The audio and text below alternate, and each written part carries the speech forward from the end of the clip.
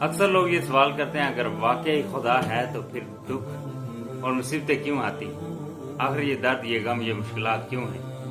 قرآن ہمیں اس کا واضح جواب دیتا ہے۔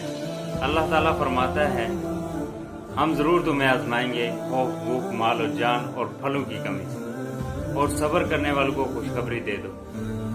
مصیبت کا مطلب یہ نہیں کہ اللہ تعالیٰ موجود نہیں ہے، بلکہ اس کا مطلب یہ ہے کہ اللہ ہمیں آزماتا ہے۔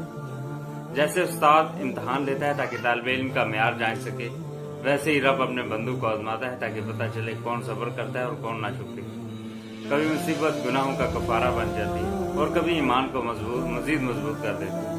رسول اللہ صلی اللہ علیہ وسلم نے فرمایا مومن پر جو بھی تکلیف آتی ہے، یہاں تک کہ کانٹا بھی چبھتا ہے، اللہ اس کے بدلے میں اس کے گناہ معاف کر دیتا ہے۔ سوچنے کی بات یہ ہے کہ اگر دکھ نہ ہوتے تو ہم دعا کی لذت کیسے پاتے؟ اگر غم نہ ہوتے تو ہم صبر کا مقام کیسے سمجھتے؟ یاد رکھیں مصیبت اللہ کی غیر موجودگی نہیں بلکہ اللہ کی حکمت اور اس کی آزمائش کی نشانی ہے۔ اللہ ہمیں ہر مصیبت پر صبر کرنے اور کامیابی پانے کی توفیق دے۔